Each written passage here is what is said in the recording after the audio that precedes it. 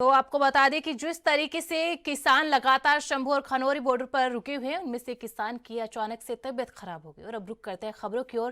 कांग्रेस सांसद और लोकसभा में विपक्ष के नेता राहुल गांधी के बयान पर मध्य प्रदेश के मुख्यमंत्री मोहन यादव ने कहा कि राहुल गांधी भूल गए हैं कि वे भारतीय लोकतंत्र में दूसरे सबसे बड़े पद पर बैठे हैं।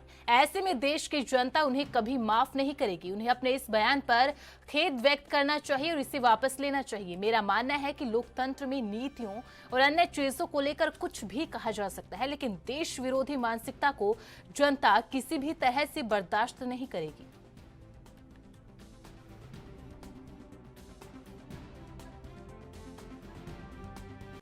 बड़े दुर्भाग्य के साथ कहना पड़ रहा है कि कांग्रेस जब देश विरोधी तरीके से अपनी एक अलग पहचान बनाती है और राहुल गांधी इसके सिरमौर हैं।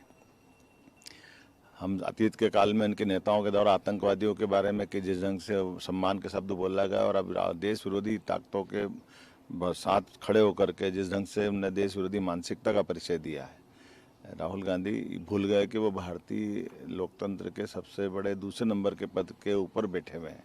ऐसे में देश की जनता उनको कभी माफ़ नहीं करेगी।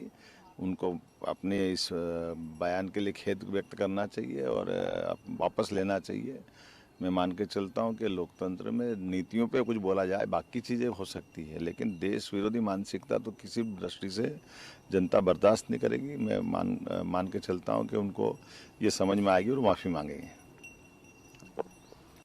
मुझे इस बात की प्रसन्नता है कि यशस्वी प्रधानमंत्री श्रीमान नरेंद्र मोदी जी के नेतृत्व में हमारी आर्थिक व्यवस्था को सुदृढ़ करने के लिए माननीय मोदी जी देश को आगे बढ़ा रहे हैं और उनके नेतृत्व में मध्य प्रदेश हमारे अपने इस सरकार के माध्यम से हमने भी संकल्प किया कि अपनी अर्थव्यवस्था को डबल करेंगे।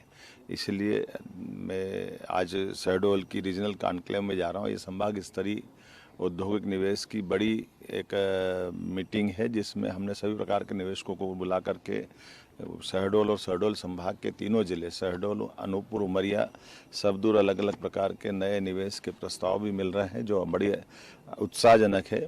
मैं पर्यटन हो, हेल्थ हो, माइनिंग हो, हेवी इंडस्ट्री हो, एमएसएमई हो, सभी सेक्टर में जिस ढंग के निवेश के प्रस्ताव मिल रहे हैं, साथ ही साथ हमने जो हर महीने ये क्रम जारी रखा जिसमें प्रदेश भर के अलग अलग स्थानों पर पिछले समय में जो